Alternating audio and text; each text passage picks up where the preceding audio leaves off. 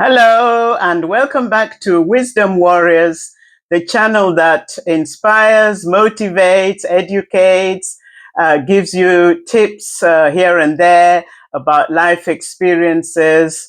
A big thank you to our subscribers, and I'm extending a very warm welcome to new subscribers. Don't forget to hit the notification bell when you subscribe, because that will let you know when the next exciting video will be ready for you to watch.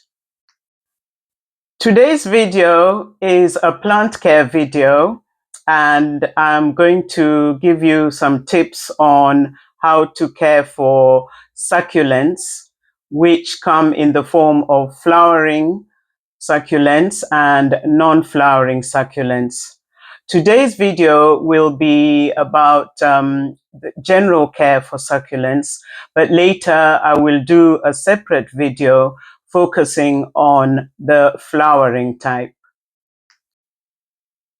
Succulents are attractive plants, whether they're flowering or non-flowering, and they have beautiful leaves, beautiful foliage, and beautiful flowers as well for those that flower.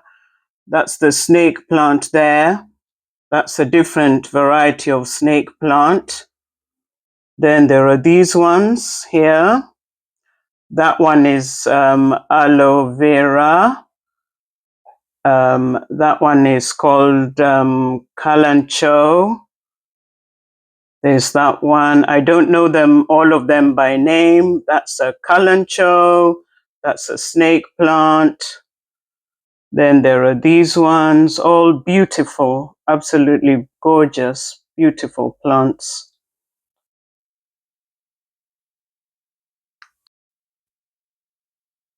Succulents like airy, light positions in the house, and they do not like direct sunlight because that scorches their leaves, like many plants.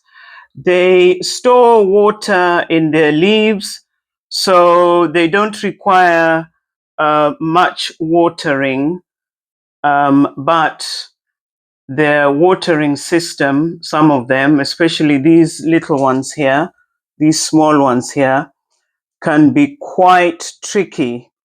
And I have lost quite a few succulents in the recent past. This pot here had another plant. It had two plants in it. One has gone. This pot had two plants. This pot had two plants. You can even see the hole where the other one was. And so, yes, it can be very, very tricky. Apart from the snake plant, which I will talk about later, and the aloe vera, I have found that some of them require a lot more care than I've been able to give them. And I really would appreciate it if there's somebody out there who has been successful with these types of succulents. I would really appreciate it if you could let me know how you do the watering and how you keep on top of the watering. Because apparently what you're supposed to do is to let them dry out completely, and then water them from the top. Let the water go right through the plant, and just make sure that there isn't too much water sitting at the bottom of the plant in the pot. So this one here is a pot within a pot. So when you water it from the top, the water would trickle through into, I don't know if you can see just that gray bit there. There's the gray pot that it's actually planted in, and it's sitting inside this ornamental pot.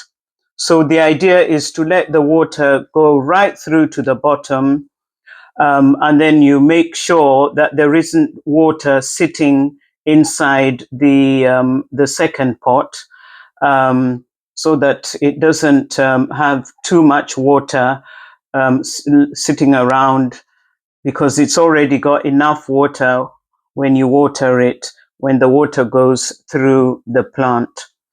So yeah, beautiful plants, but can be quite tricky when it comes to watering. So just be very, very careful with watering. Um, and apart from that, they are beautiful to look at.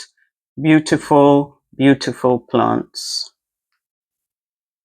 When you want to check if a succulent needs water or not, you can use a stick that you stick into the soil, and if the stick comes out damp and full of soil on it, then it means that it doesn't need water. And I can see this is a very dry stick there.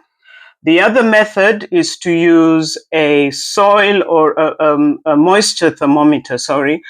Again, you stick it into the soil and read the dial, and I can see that this one says dry. When the dial shows red, it means that it is dry. So that one is going to need watering. So yeah, they are quite tricky to water, and you have to be very careful because you can't water all of them at the same time.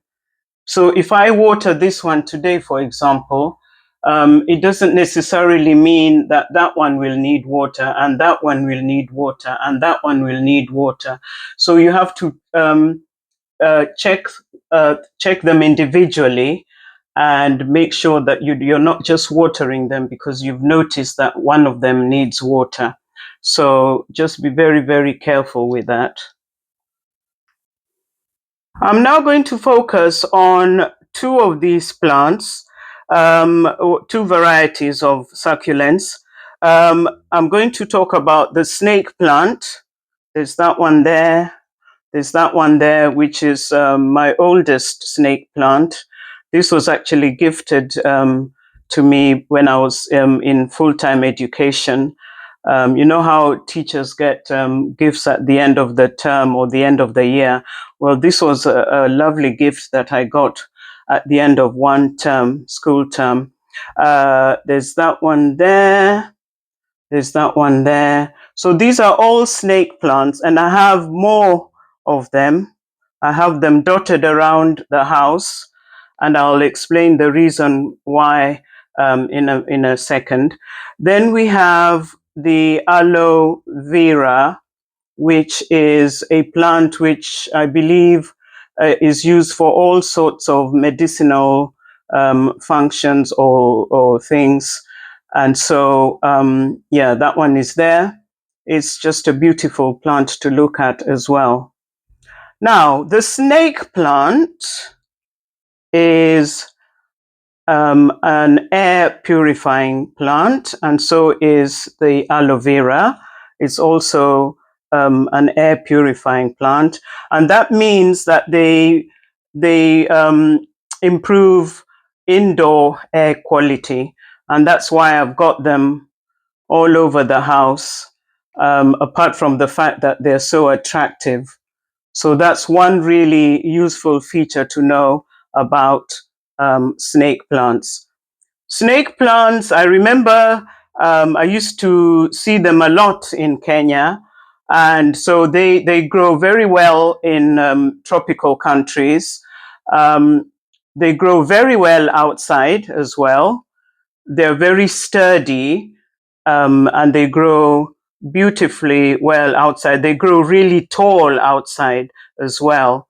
So those of you who are living in tropical countries, maybe that's something you can think about when you're next buying plants for your garden, because they do very, very well in hot weather. This is a different variety from all the others that I've just shown you.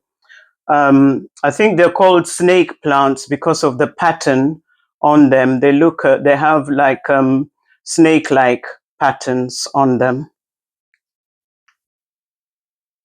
So out of all the plants that I've just shown you, all the succulents that I've just shown you, I would say the snake plant is probably the easiest one to look after, very low maintenance, and requires very little water. Um, I have not had a single snake plant die on me, and hopefully none will. And so, yeah, the snake plant is a very faithful friend. It will keep going on and on and on, as long as you just make sure you give it a little bit of water. I normally water my snake plants once a month. I don't even use the thermometer, the moisture thermometer with the snake plant. I just, I just do it once in a while, maybe once a month. And what I do is I make sure that I water all the snake plants around the house at the same time, so that I'm not guessing, oh, which one needs water, which one doesn't need water. So I just water them once a month, just a drop of water in the middle of the plant, and it trickles down into the plant and does the job. So thank you so much for watching that video. I hope it will be useful for anybody who's thinking of buying succulents. Just be very careful with watering. That is probably the thing that I find most challenging with them. But otherwise, they're beautiful plants to have in the house. Um, so just to say now that once again, I'm very grateful to our subscribers, and I hope you're looking forward to the next video. So for now, I will say bye.